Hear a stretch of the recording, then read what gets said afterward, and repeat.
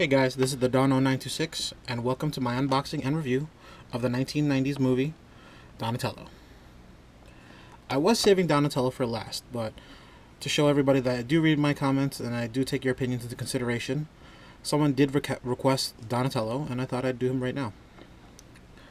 And I'll save Michelangelo for last. As you can see, he is packaged much like Raphael and Leonardo, clear blister packaging. Again, same movie stills on the front.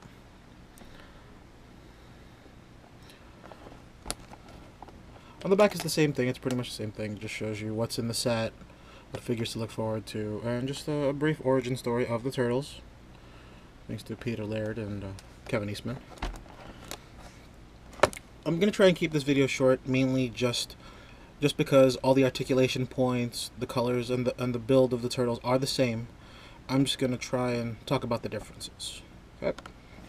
So let's get him open. Again, I did cut the packaging open before I decided to record so that it would be just a little bit easier.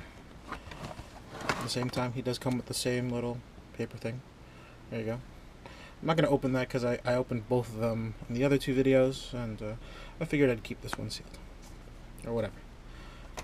So I'm just going to put this aside.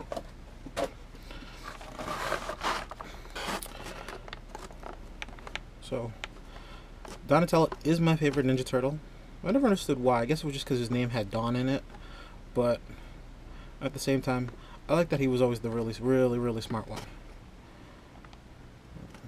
As you can see, unlike Leonardo and Raphael, his weapon isn't zip tied to the actual packaging, which makes it a lot easier for you to take it out. There's his bow staff.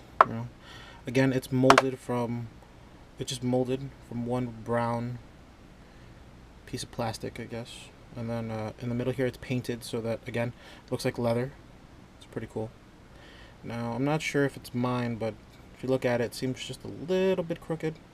But at the same time, that's fine, because it's a weapon. It's supposed to look like it's been used, right? And then as you're taking more of him out of the box, he does come with the same display as usual. It does say Don. I love how they abbreviate him. Kind of wish it said Donnie, but it's still pretty cool. So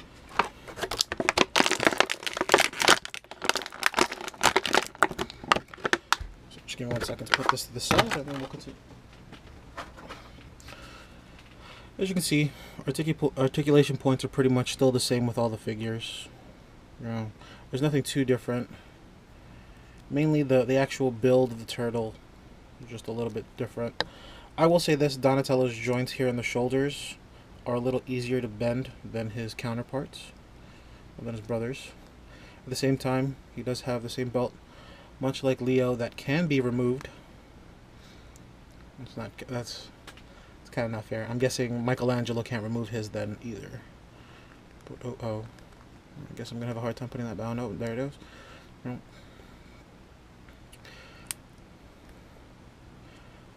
This headband's pretty cool. I like that. I like that shade of purple that they used.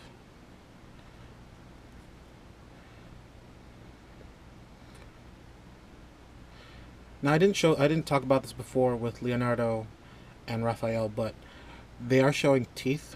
They are smiling or making like a grunting face, which is pretty cool. And I kind of don't like that one of Donatello's eyes is looking the other direction. That's kind of weird, but it's okay. Let's see if he can stand up on his own.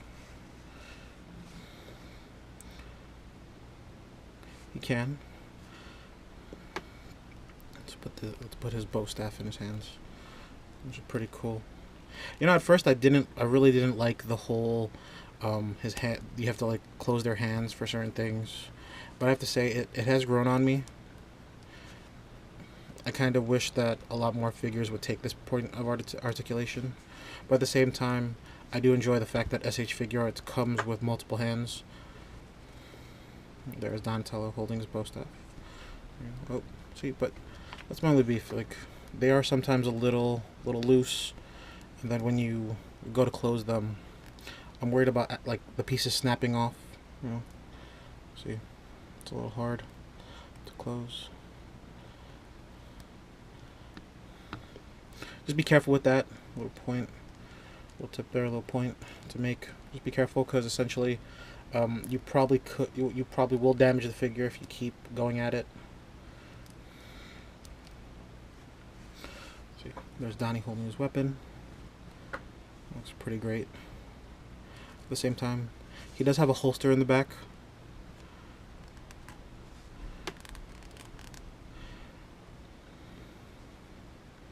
There you go. See.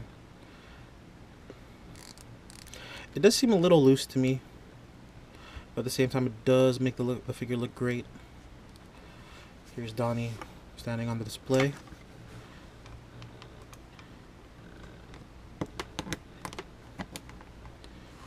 Like in 1 second. There he is.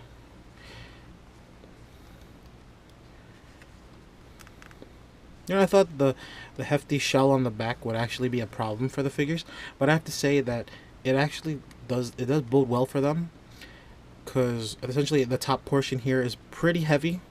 It's not heavy, but at the same time, with the shell in the back being one solid piece of plastic, it does weigh. It doesn't give him that equilibrium, so he does stand prompt.